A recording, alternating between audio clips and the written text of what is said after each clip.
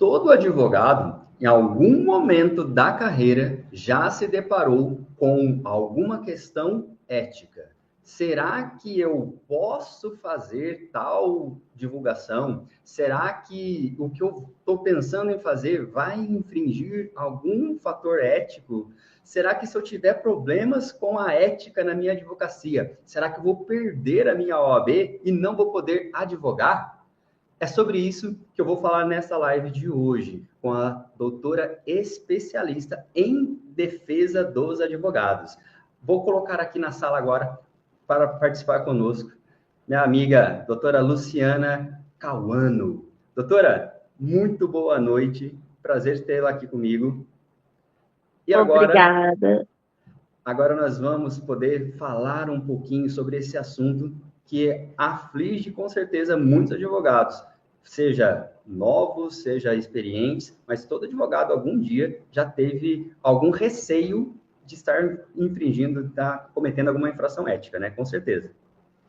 Boa noite a todos. Boa noite, Eduardo. Agradeço muito o convite aí e a oportunidade de poder estar aqui conversando com todos, né? Com a advocacia em geral, com o público em geral. E eu já vou adiantar que essa conversa não vai ser confortável, hein? Mas ela é muito necessária. Mas é necessário, sim, sim. Nós tivemos a oportunidade de nos conhecer pessoalmente, né, num evento aqui na nossa cidade, onde você estava palestrando sobre esse assunto, e aí eu achei muito pertinente de trazermos para cá. Mas, por favor, se apresente, fale um pouquinho quem é a doutora Luciana, como que você começou a advogar nessa empreitada. Vou fazer um resumo bem simplificado da minha atuação.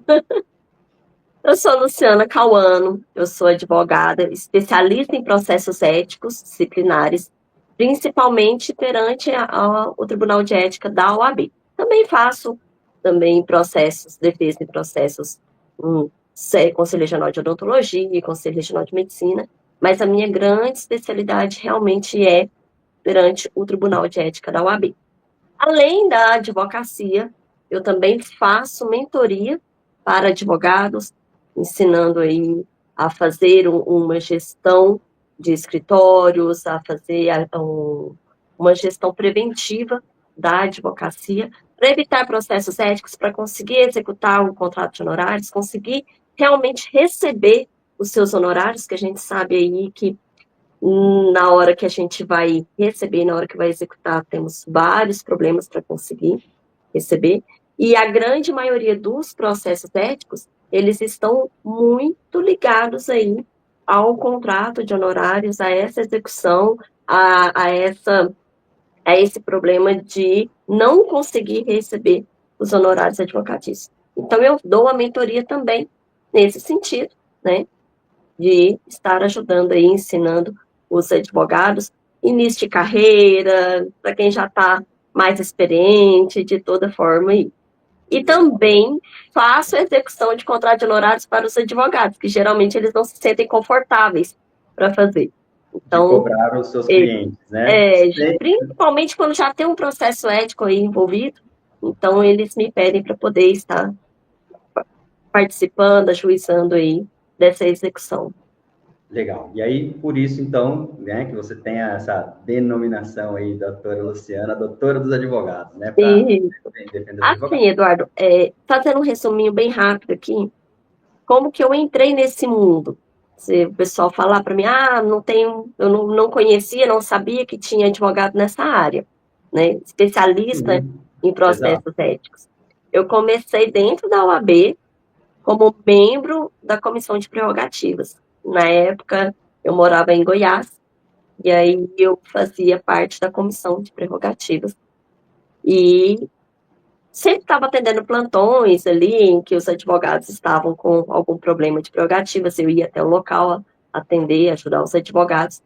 Me apaixonei profundamente por defesa de advogados. Apaixonei, assim, demais pela OAB, pelo sistema OAB, porque aí eu comecei a conhecer realmente o sistema, a parte interna, como que funciona a OAB, que é algo que a maioria dos advogados também não conhecem, não tem esse contato. Então, eu comecei a conhecer e me apaixonei também pelo sistema OAB.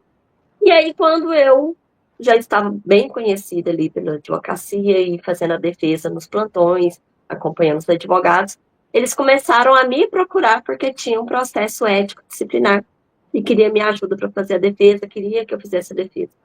Em 2015, mudou a lei e quem faz parte da OAB, quem é membro de qualquer comissão, quem tem qualquer cargo na OAB, não pode advogar contra a OAB, a não ser que seja em causa própria.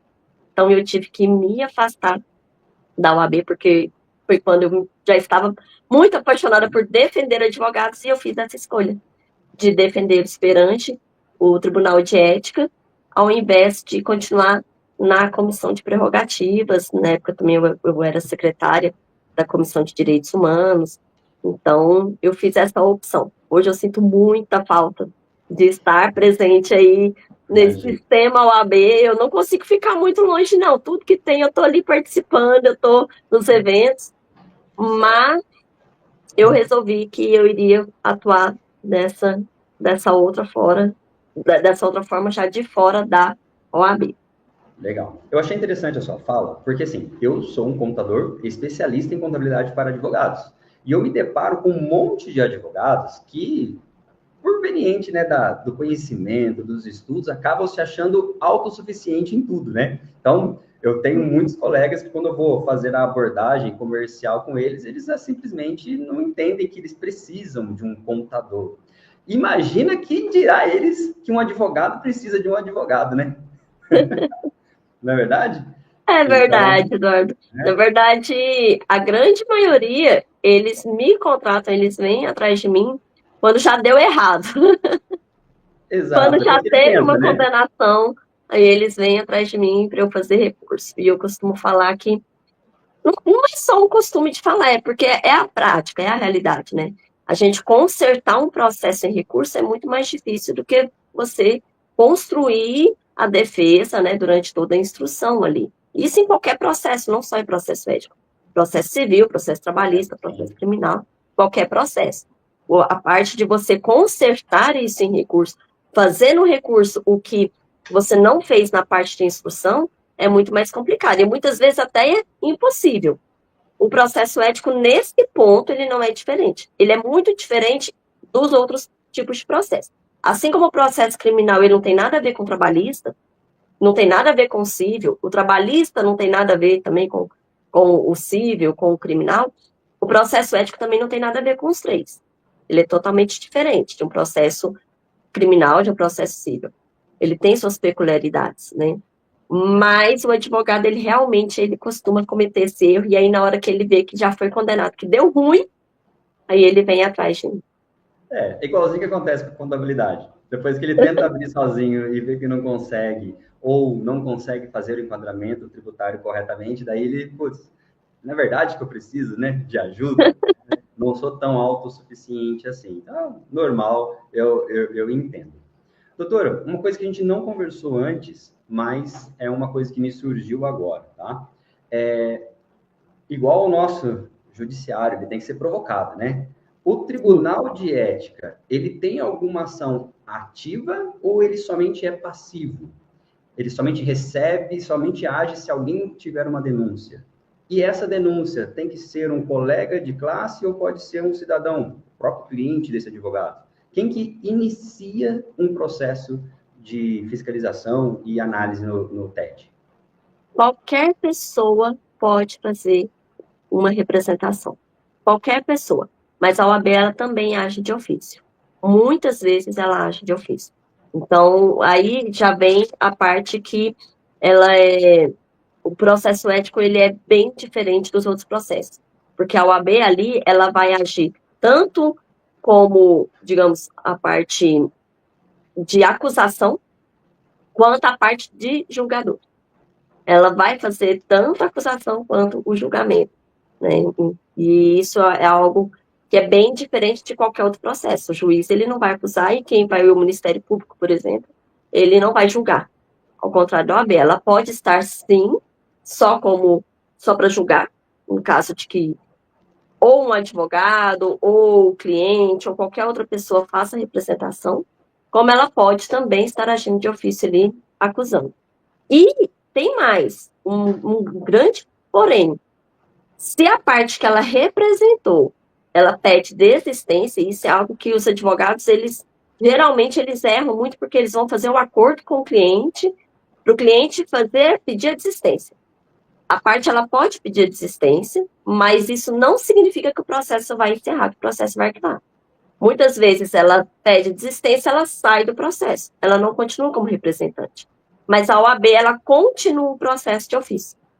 Ela vê que realmente existem indícios de infração ética, ela vai continuar. Aí a representante passa a ser a OAB. Muda a figura do cliente, do representante, para ser a OAB. E o processo continua normalmente. Continua. Tá, então, eu também posso entender com isso que não existe denúncia anônima, ou existe? Não, não existe. Tá, Não então, pode realmente, existir denúncia anônima. A pessoa ela precisa realmente ir lá, colocar os entendi. dados. Sim, Tá. ela Independente se ela seja precisa um ter um... colega de classe ou se é um cidadão comum que muitas Não vezes faz diferença. contratou um advogado que a pessoa achou que não foi um tratamento ético e foi fazer uma reclamação junto à OAB, né, da sua cidade ou algum tipo de ouvidoria. E essa denúncia, então, ela vai ser analisada por esse tribunal. Sim. Essa parte do ofício significa que alguém do comitê ali de análise pode ver alguma coisa numa rede social, pode ver alguma coisa estranha e iniciar, então, um processo de fiscalização e análise ética. Na verdade, a OAB, ela tem, né, a comissão de fiscalização, ela já tem essa comissão, inclusive aonde ela chega muitas vezes na parte da publicidade, que ela vê que está tendo publicidade errada, um exercício até de forma errada que muitos advogados eles têm aí escritório de advocacia junto com outra empresa, como contabilidade é muito comum, o advogado ele abrir no mesmo local um escritório de Contabilidade, contabilidade com advocacia, imobiliária. sim, imobiliária. Então, a OAB ela faz essa fiscalização através da comissão, né? Mas ela também ela recebe ofícios de autoridades, de juízes, delegados, e ela instaura. Ela tem várias formas que ela age aí de ofício.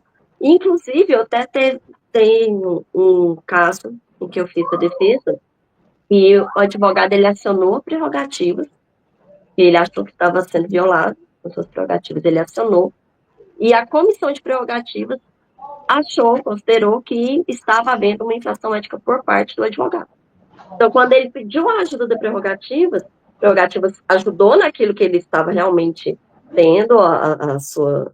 precisava mesmo do acompanhamento das prerrogativas, né? Mas, imediatamente, o presidente da comissão de prerrogativas já mandou um ofício para a comissão de ética para poder verificar, fazer a análise e, se fosse o caso, instaurar. E instaurou o processo ético contra esse advogado que tinha acionado prerrogativas. Ah, ok. E, doutora, uma pergunta. Por que quando a gente fala em Tribunal de Ética da Advocacia, todo mundo, a primeira coisa que vem na mente é marketing, né? Não é à toa que a OAB teve até que fazer um pronunciamento, né? Teve que fazer um provimento para explicar isso. Por que que na cabeça do advogado, infração ética, ela é sempre a primeira coisa que vem é questão de marketing? Na verdade, sim, esse provimento da OAB foi mais para poder regular, não foi nada de diferente do que já estava ali no Código de Ética, no Estatuto, mas foi para a advocacia entender como que deveria fazer essa publicidade, esse marketing jurídico. Na verdade, a gente não fala em publicidade, a publicidade mesmo, a propaganda em si, o advogado não pode fazer, mas o marketing jurídico, como que ele pode ali estar fazendo. É algo assim que realmente, por se falar demais, principalmente o próprio pessoal do marketing, fazer essa propaganda, né? Ah, você precisa me contratar, porque senão você vai ter um problema. Tem problemas? Tem. Mas não é o que mais preocupa o Tribunal de Ética hoje. Não é o que dá as condenações mais severas e que realmente tem consequências muito graves. Tá? De longe do que realmente é o que mais causa processos éticos na OAB. Que é o que mais realmente causa. Embora as pessoas, então, na maioria das vezes, elas pensam que isso é o que mais acontece, mas existem coisas que são mais graves e que muitas vezes o advogado está negligenciando, né? Exatamente. O marketing, na verdade, assim, a publicidade, ela vai só mostrar o advogado, né? Agora, o grande problema que chega ao processo ético, ele está dentro do escritório.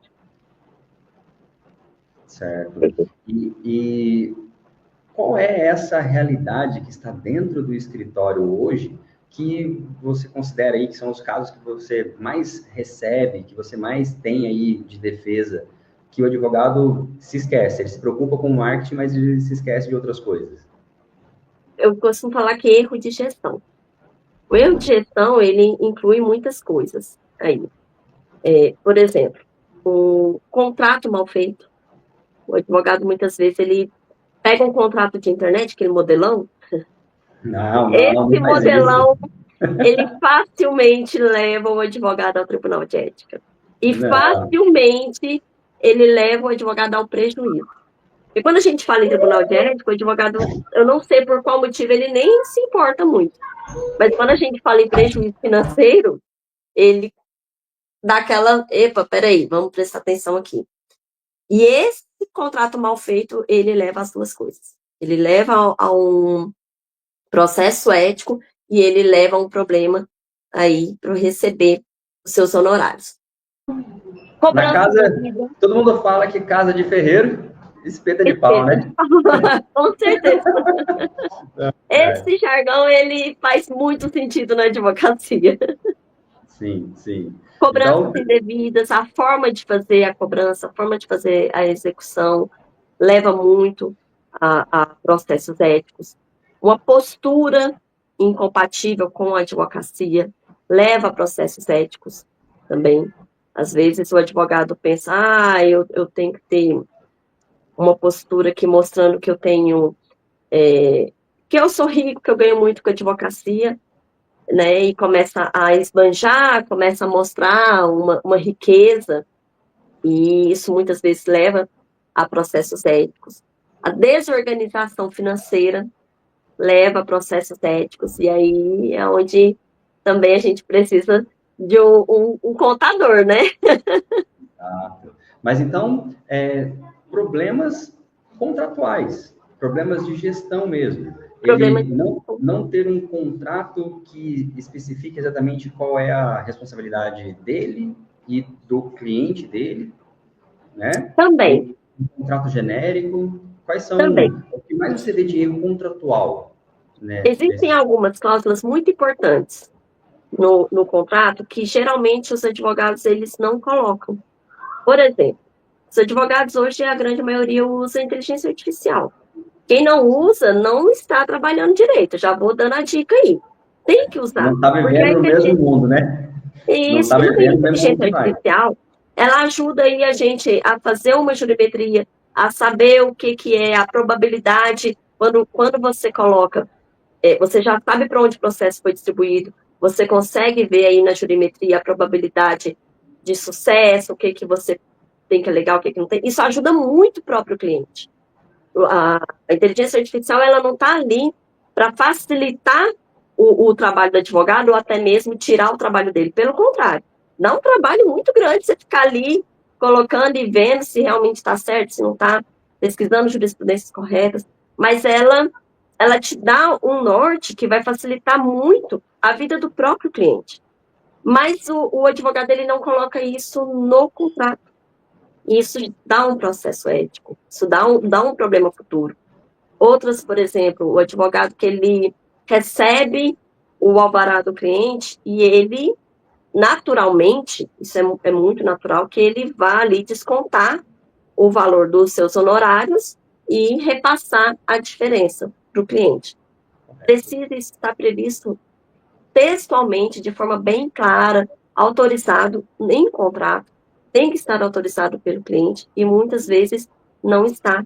E aí isso gera problemas, gera processo ético.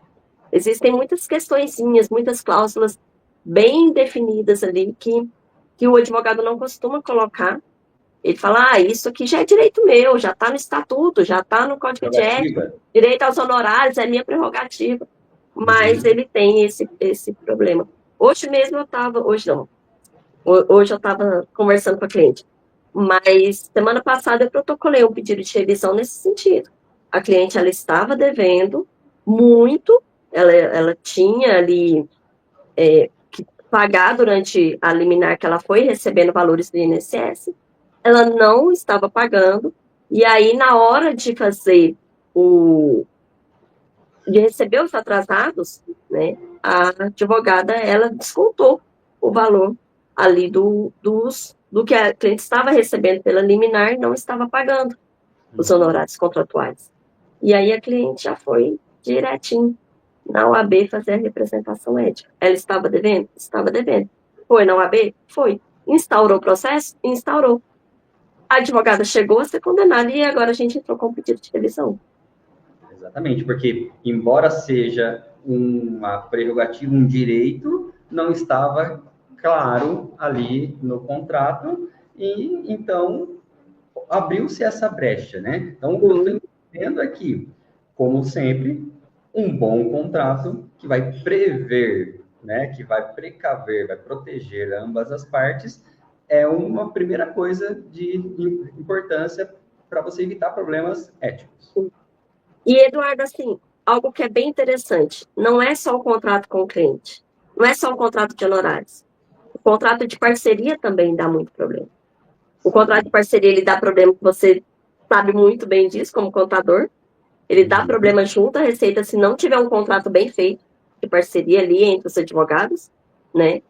Como também ele dá problema ético. Ele dá, é o que eu falo de... Esse é um caso bem clássico de problema de gestão mesmo, de gestão financeira, que acaba indo para o TED, para o AB estar resolvendo. Legal. Se você pudesse ranquear em primeiro, segundo e terceiro lugar entre publicidade, contrato e financeiro, qual que é o primeiro lugar do ranking que mais dá problema? Publicidade, contrato ou financeiro? O financeiro ele já está bem incluso ali no contrato. Quer dizer, o contrato está incluso no financeiro. Eu vou ranquear, mas eu vou acrescentar aí algo que foge um pouquinho disso, mas que tem muito processo ético. Primeiro lugar, o financeiro, que aí inclui contrato, forma de cobrança, né? Esse é o primeiro lugar. O segundo lugar, e aí eu acho que vai pegar muita gente de surpresa, abandono de causa. Esse aqui, principalmente para advogado criminalista. Advogado criminalista responde processo por abandono de causa adoidado. Essa semana até eu ouvi de uma cliente assim, me falaram que a OAB nem recebe esses processos, nem instaura processo quando é por abandono de causa, que vem ofício de juiz. O juiz criminal, geralmente o criminal, ele manda o ofício para a OAB para instaurar o processo ético pelo abandono de causa. E aí ela já está respondendo 2 processos por abandono de causa. Te falaram, mas você já está respondendo 2. A OAB recebe, sim, a OAB instaura, sim, e não cabe ao judiciário estar provando que não houve abandono de causa. Cabe ao advogado, assim como qualquer outro processo. O advogado, às vezes, ele olha e fala assim, não tem prova disso. Não cabe a parte, claro que ela tem que trazer indícios mínimos, ela tem que trazer provas do que ela está falando, mas cabe ao advogado provar que aquilo não é verdade, provar o contrário. E aí é onde ele tem o grande problema e acaba sendo condenado por abandono de causa. Muitas vezes ele não abandonou, às vezes até uma estratégia de processual, né, lá no processo judicial. Ele não abandonou, mas ele tem que provar isso. E aí, em terceiro lugar, que é o que viria a publicidade, mas tem outros problemas aí no meio, nesse intervalo aí. Em último lugar seria a temida publicidade, né? Praticamente em último lugar. Praticamente. Então, pelo que eu entendi, então, a parte financeira, por quê? Porque vai mexer no bolso do advogado, do parceiro e do cliente. E quando mexe no bolso, as pessoas vão pegar e vão querer buscar seus direitos, né? Isso. E muitas vezes, assim, Quando a gente trata entre advogados, muitas vezes vai parar também no Tribunal de Ética, para poder resolver, né, na OAB, para a OAB resolver esse conflito entre os advogados, entre questões de honorários e como que fica essa divisão. Principalmente quando a gente fala de sociedade rompida, quando os advogados eles têm uma sociedade, eles rompem essa sociedade e não tem um bom contrato social aí, vai grande parte aí vai parar na OAB para a OAB resolver. Quando a gente fala de cliente, muitas vezes o cliente ele usa mesmo a OAB, isso eu falo com total segurança e sem risco aí, sem medo de errar. Ele usa a OAB muitas vezes para não pagar os honorários. Ele entra com a representação e ele acha que na hora de uma execução ele juntar a representação, e muitas vezes isso realmente pesa no judiciário, ele juntar a cópia da representação lá na defesa dele, ele não vai mostrar, não, o advogado ele está tão errado aqui, ele não tem direito a receber esses honorários, que eu até fiz a representação na OAB. E aí ele junta essa representação lá como defesa, né? Então ele usa a OAB para isso, e o advogado muitas vezes ele não dá o valor nesse processo ético, ele pensa e não precisa fazer a defesa ou faz de forma errada, e ele é condenado, essa condenação tem um peso muito grande no judiciário. Então, eles vão sem medo na OAB, em diversas, como você disse, mexeu no bolso, eles recorrem à OAB, à representação do Tribunal de Ética. Ó, eu achei muito interessante isso que você falou, porque, olha, eu tenho inúmeros clientes advogados, eu faço muita constituição de SLU, que é a Sociedade Limitada Unipessoal, de uma pessoa só, mas eu tenho também várias sociedade pluri, né, onde seja é mais do que um advogado. Eu posso dizer para você que se eu tiver 1% dos advogados que tem acordo de sócios, é muito. Casa de ferreiro, espeta de pau. Então, numa briga entre advogados registrados na OAB em uma sociedade, isso pode gerar uma lide ética no tribunal por desavença ali na hora de fazer os haveres, então, numa eventual separação da sociedade. Com certeza. Não só nos haveres, né? Mas ali também com quem vão ficar com quem vai ficar os processos. Como que vai ficar o recebimento desses honorários aí? Quem vai continuar o processo? Como que vai ficar o recebimento, a proporção, a divisão ali de cada um? E geralmente eles não colocam isso no contrato social, no contrato de parceria, não precisa nem ser de sociedade, mas no contrato de parceria não coloca em caso de dissolução da parceria. E aí, como que fica aí o depois? De quem é o cliente? E aí, isso inevitavelmente vai para a OAB. Essa questão de parceria também é muito comum do meu dia a dia. Eu falo muito desse assunto, tanto no meu Instagram, quanto aqui no YouTube. A parceria entre advogados, primeiramente a gente está falando entre advogados CNPJ. Então, são 2 CNPJs.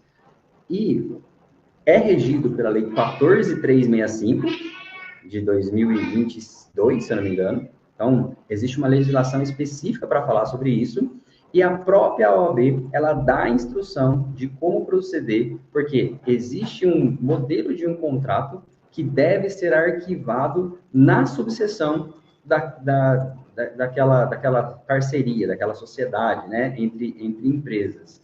E a maioria dos escritórios de advocacia que atuam com parceiros simplesmente não fazem esse registro. Esses dias eu tive uma advogada que ela veio me procurar. O problema dela era o seguinte, Eduardo. Ela tinha um parceiro, né? E aí, na hora de fazer o recolhimento do imposto, ali, na hora de fazer o recolhimento, ela declarou só a parte dela. Ela não declarou o valor que ela recebeu. Ela levantou, o parceiro era por indicação e ele ajudava, mas ele não estava constando no processo judicial. Ele não estava cadastrado como procurador ali no processo judicial. Então, o valor foi levantado só no nome dela, E aí, na hora dela declarar para a Receita, ela declarou só a parte dela, né? Esperando que o advogado fosse declarar a parte dele. E ele realmente, ele declarou a parte dele. Só que o que acontece? Qual foi o problema que ela teve? A Receita, ele declarou de uma forma diferente da dela. Ele fez uma declaração do conjunto do que ele recebeu, ele englobou aquele valor no total do ano dele. E ela fez especificado, esse é de tal cliente, esse é de tal cliente, para a Receita. Então, a Receita, na hora que viu que ela fez especificado, na hora que viu que ela tinha recebido um valor X, mas ela declarou só meio X, a Receita veio cobrando dela esse imposto que ele tinha pago lá no montante dele. E aí eu até falei para ela, eu falei, olha, isso é um problema de contabilidade, né? Você tem, aí eu perguntei para ela, você tem um contrato de parceria? Ela não tinha um contrato de parceria. E aí já tem um erro, você tem que ter um contrato de parceria para você apresentar para a Receita. Devidamente arquivado na subseção, também não adianta fazer um contrato qualquer, é um contrato específico. Para poder estar lá apresentando na Receita, você tem que ter um contrato de parceria bem feito, né? E aí entra a minha parte, que eu faço esses contratos. Eu trabalho muito com isso, de estar fazendo um contrato específico para o que o advogado precisa, né? Mas, além disso, você precisa, é uma questão de contabilidade mesmo, você precisa alinhar o seu contador com o contador dele, para poder resolver esse problema. Exatamente. Nessa situação específica, tá? O que é indicado na contabilidade é que esse parceiro emita uma nota fiscal contra o escritório que é o patrono da causa, né? Que ele se apresenta ali sozinho. Então, eu emiti uma nota de 10 mil reais e o parceiro vai fazer 50, né? 50-50. Uhum. Então, é 5 do meu escritório e 5 do escritório do parceiro. Então, o parceiro emite uma nota fiscal de 5 mil contra o meu escritório. Então, duas coisas. O contrato precisa ser o apropriado e devidamente registrado na OAB, na subseção. Segundo, deve haver a nota fiscal. Só que qual que é o ponto importante? A Receita Federal, ela se manifestou já com o ajuste POSIT 116 do ano passado, de 2025. Ela especificou que para esse tipo de parceria não tem nenhuma incidência de tributo federal, PIS, COFINS, IR, CSLL, mas apenas para as empresas do lucro presumido. As empresas do Simples Nacional, os escritórios de advocacia pelo Simples Nacional, e também base de cálculo de INSS e também de ISS, ela não se pronunciou. Ela se pronunciou somente dos tributos que são delas, federal. Sim. Então, ainda existe muita dúvida em relação a essa parceria. Mas, com certeza, começa pelo contrato. Sem o contrato, nada mais vai dar certo. Exatamente. E eu falei para ela, vamos fazer. Ela falou, eu não tenho contrato de parceria no meu escritório. Eu falei, preciso urgente. Falei, vamos fazer. Aí ela me contratou para fazer o contrato de parceria dela. Mas eu falei, agora você precisa alinhar.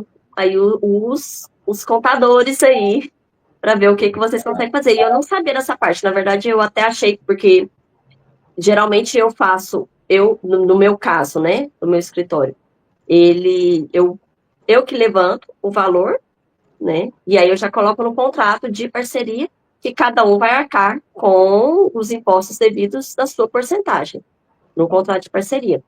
E aí, como eu levanto, eu coloco o que eu recebi do cliente, né, daquele processo, referente ao cliente, não da empresa do parceiro. E aí eu não sabia que o parceiro, ele tem que colocar que ele recebeu da empresa parceira e não do cliente também. Exatamente, exatamente. Para ele emitir, para o parceiro emitir uma nota diretamente para o cliente, ele precisaria ter sido informado na procuração com poderes, outorgando ele também para iniciar o processo.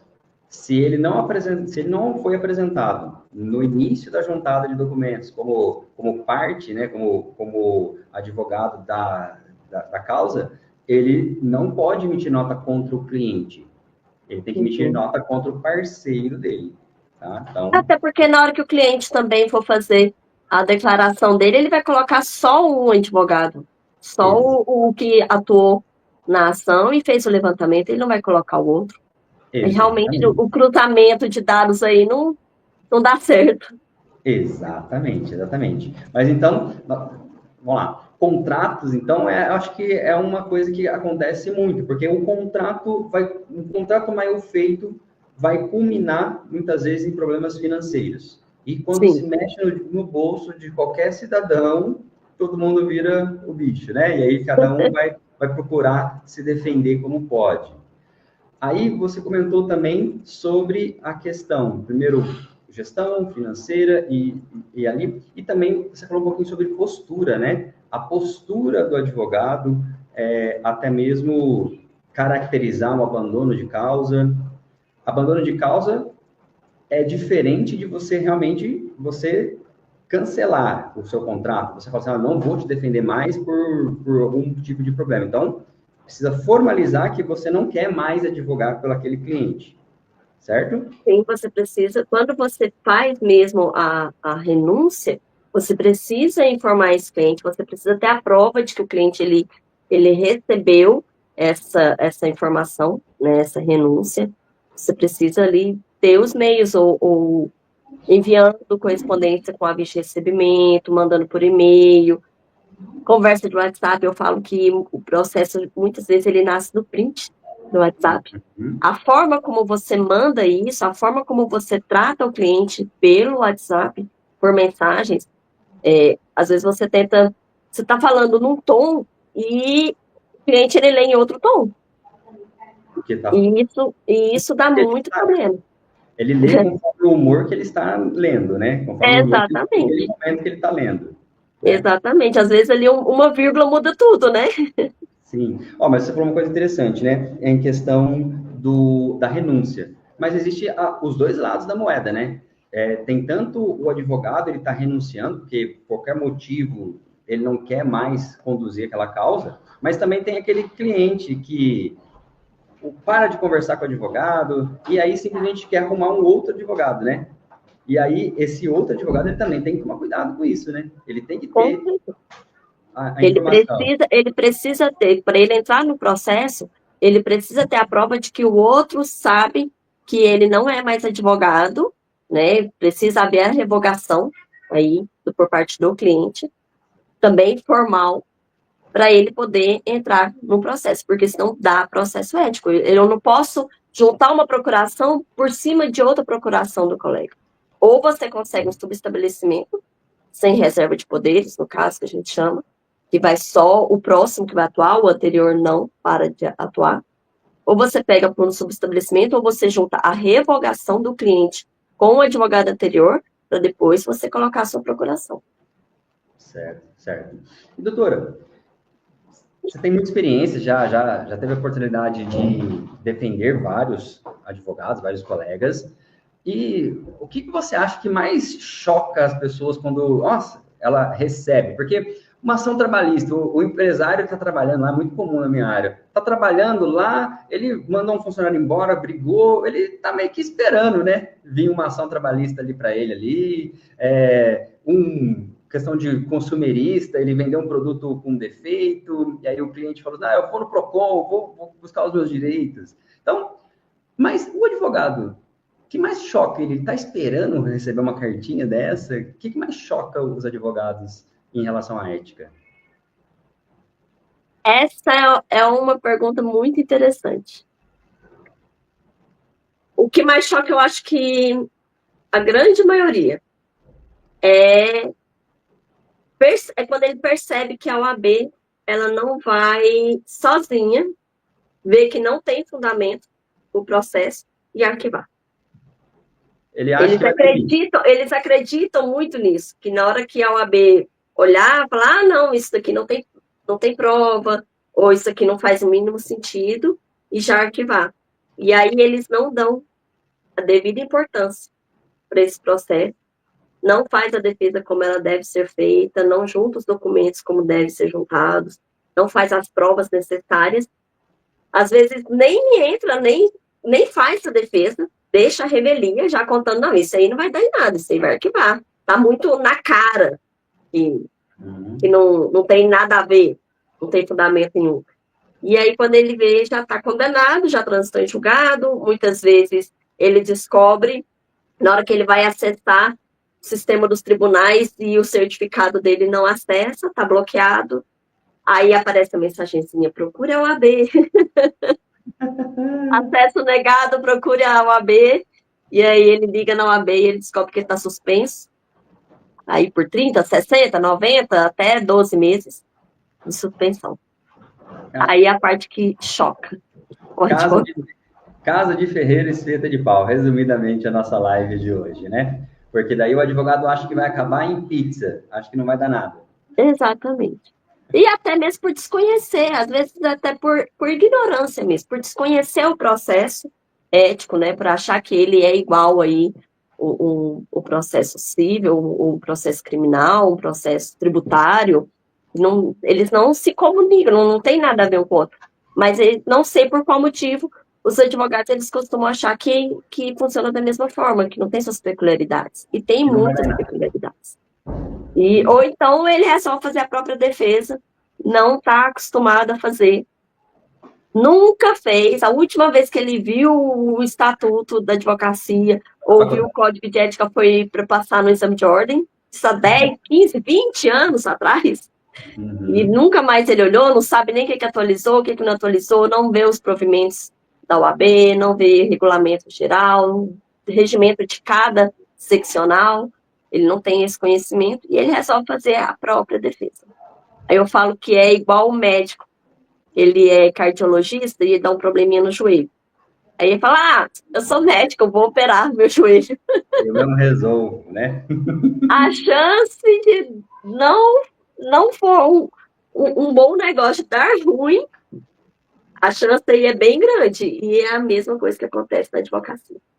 É porque assim, a gente, na advocacia, nós sabemos que é importantíssimo você ser especialista em alguma coisa.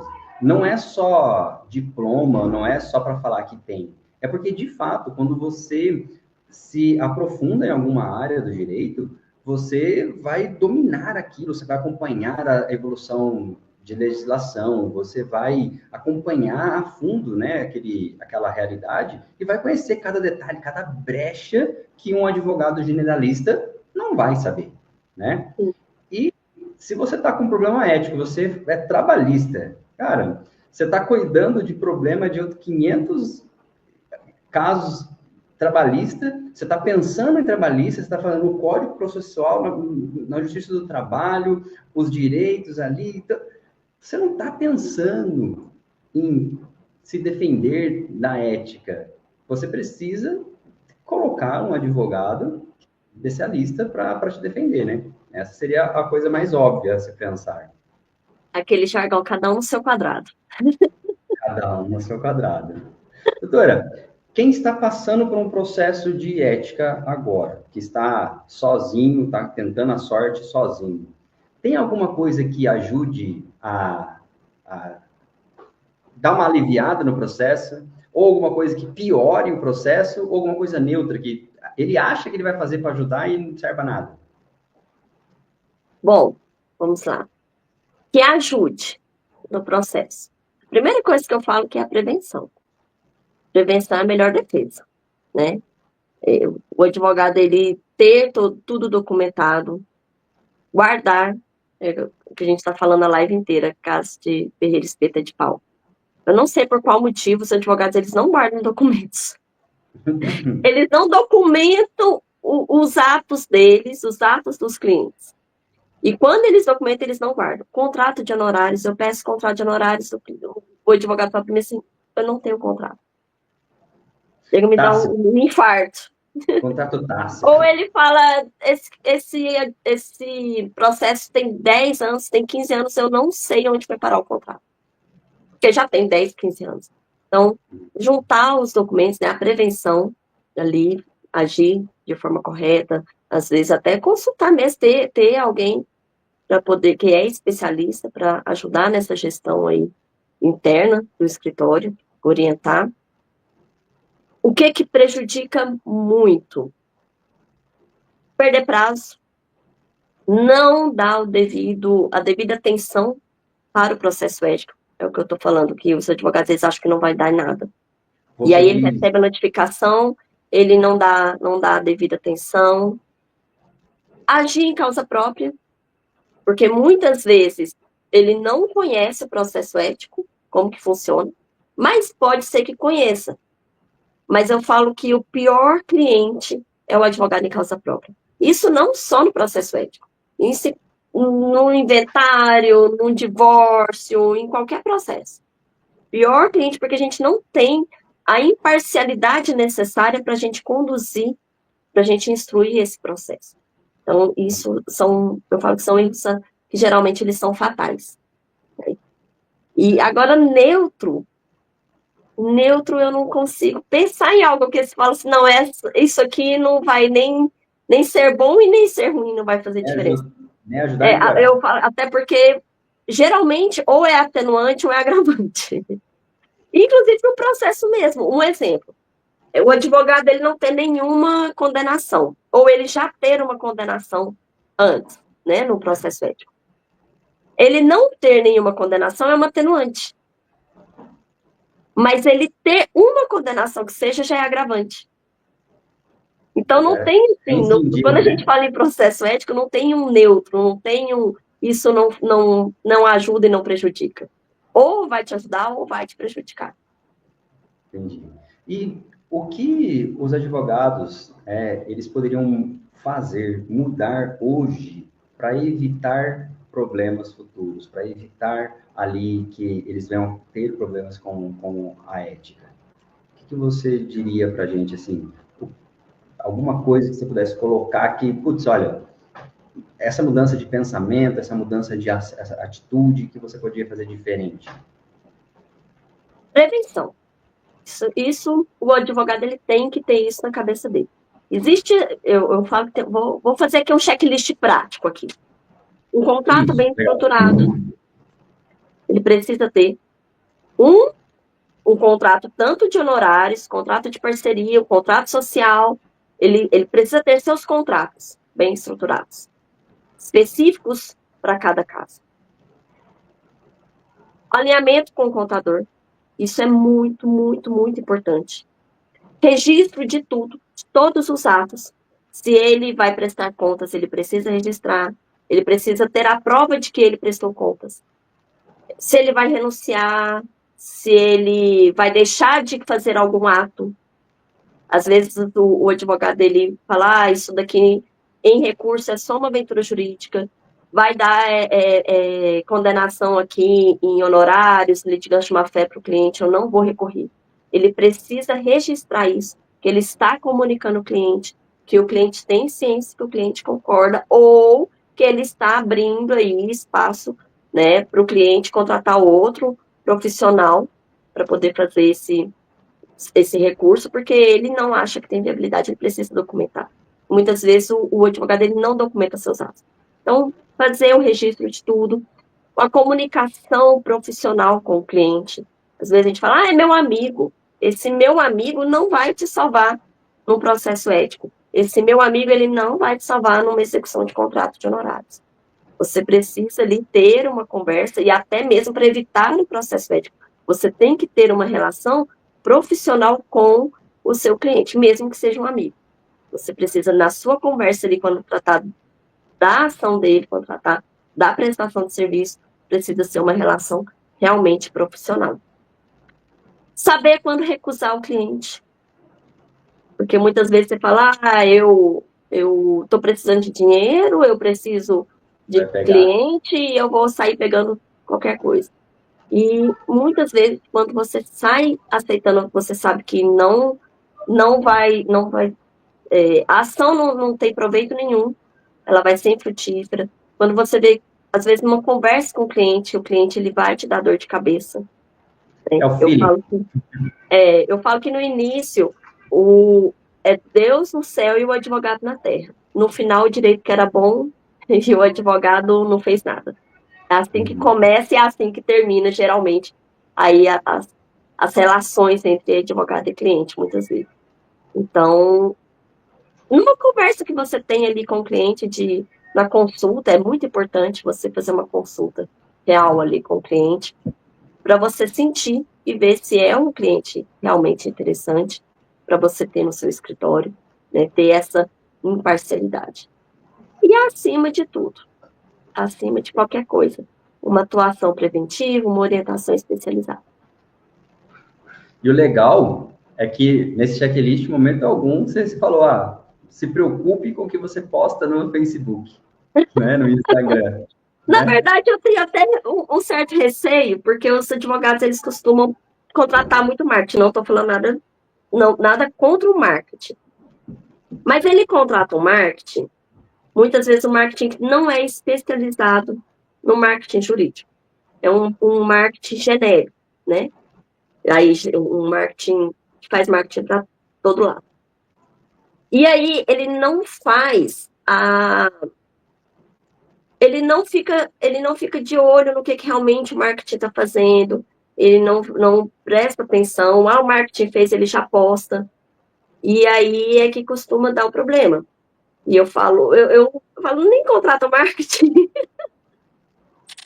Se você for contratar, vai no marketing especializado. A parte de você ir em alguma coisa, num especialista, faz muita diferença. Quando você vai num contador que ele, igual o seu caso, você é um contador de advogados, né?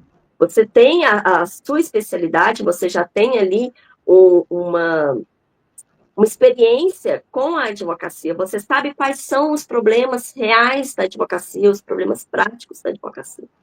E aí faz total diferença quando você vai num contador especialista na advocacia do que quando você vai no contador que ele faz de tudo e nada direcionado. O marketing é a mesma coisa, o advogado é a mesma coisa, né? O médico, geralmente as pessoas não têm um problema no coração e vai no neurologista. Por que ser diferente nas outras áreas?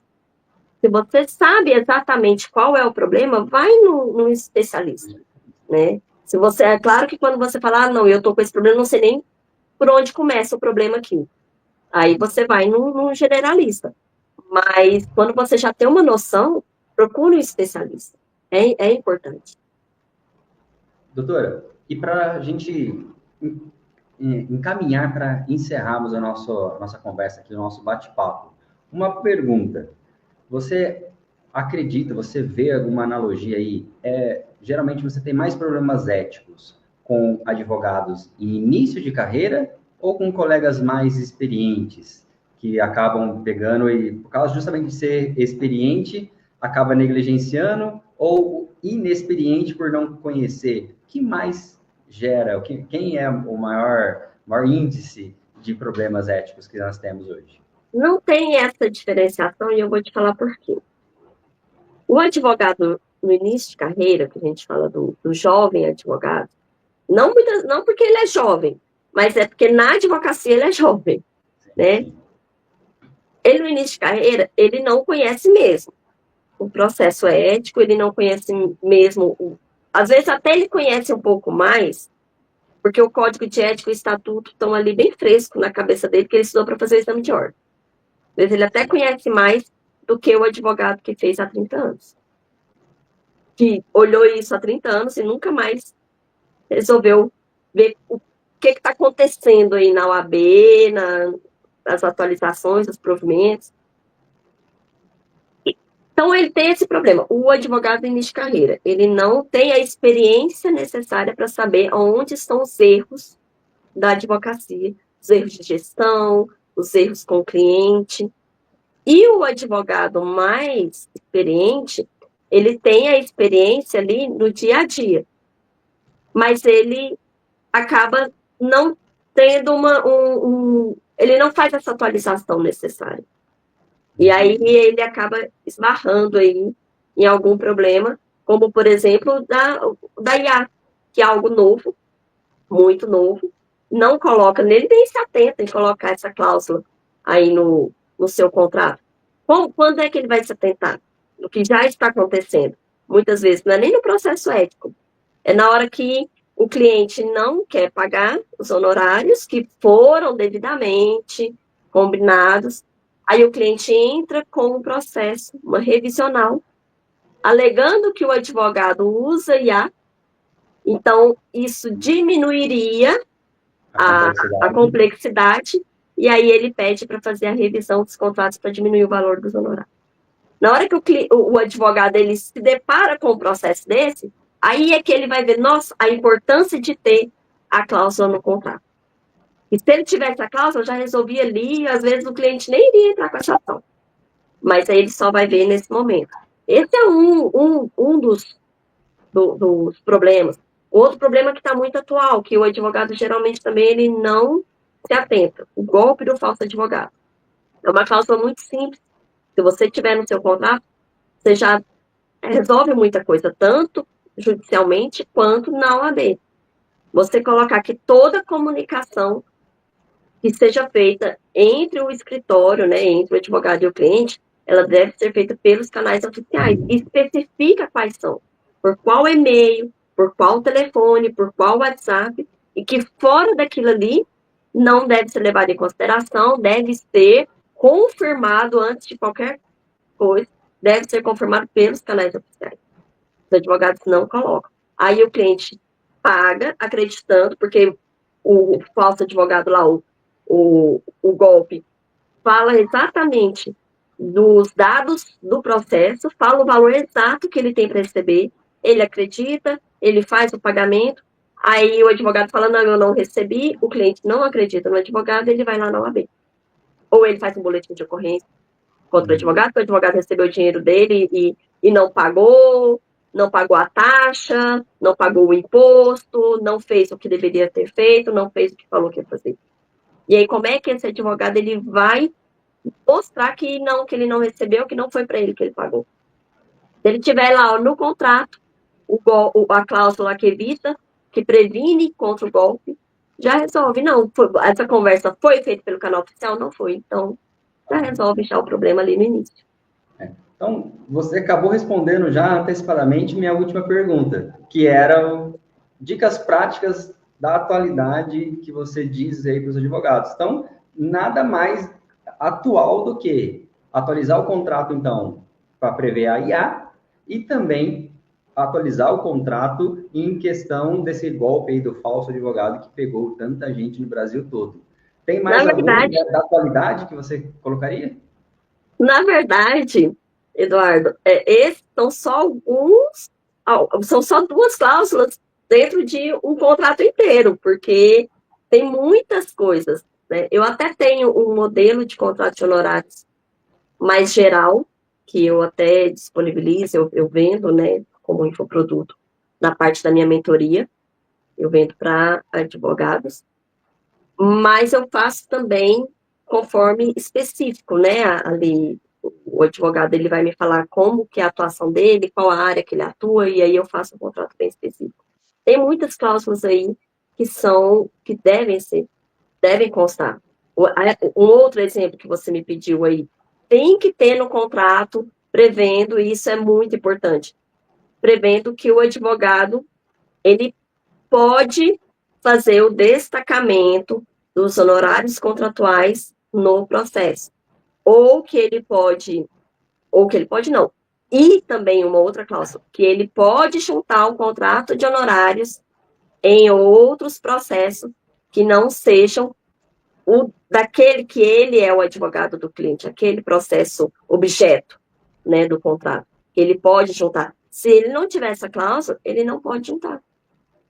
O cliente tem um precatório para receber.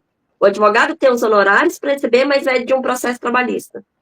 Tem que ter lá a autorização do contrato, para que ele junte o contrato dele lá no precatório, que não é dele, que não é ele o advogado, para poder executar, receber aí esses honorários.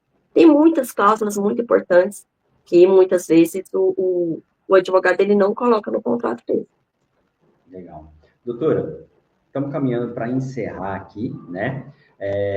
Uma coisa que me chamou muita atenção foi a questão de não se deve advogar em causa própria. Eu tenho colegas advogados que já me falaram isso também, de outras situações que acabaram, né, precisando fazer uma defesa em causa própria e as experiências foram negativas. Na esfera trabalhista, na esfera civil. E no código de ética, no Tribunal de Ética, não deve ser diferente. Então, se algum dos nossos colegas que estiver nos assistindo aqui quiser fazer contato, respeitando a ética, você pode divulgar algum dado que a gente consiga falar, que o advogado consiga falar diretamente com você? Sim, tem o meu Instagram, né? Luciana_Cauano. O meu telefone, aí eu vou precisar aqui o DDD 11 952215557, é o meu WhatsApp também. Calma, 9, perdão? DDD 11 95221 5557. 5557. Isso aí. E o meu e-mail, que é luciana.gyson, de navio, @gmail.com. gmail.com. Para quem precisar aí de uma mentoria aí na gestão do seu escritório, eu estou à disposição. Maravilha. E o arroba do Instagram é esse que está aí na tela, Luciana_Cauano. Exatamente. O meu, contabilidade_jurídica. Caso alguém também queira mandar alguma mensagem aqui no YouTube, pode ficar tranquila, doutora, que se alguém mandar uma mensagem aqui, eu te repasso essa mensagem para você dar continuidade. Bem, no momento nós não temos nenhuma perguntas, então eu acredito que encerramos aqui, a não ser que você tenha mais alguma coisa para colocar, mas se não, se quiser, por favor, fazer a sua despedida para a gente encerrar aqui.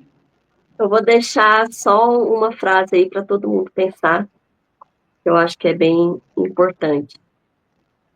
Os advogados aí, para as advogadas que nos assistem. Não esperem o processo ético para levar a sério a sua advocacia.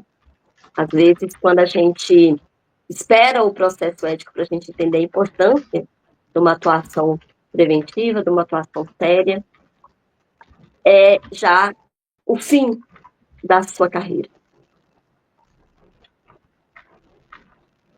Advocacia. Isso aí.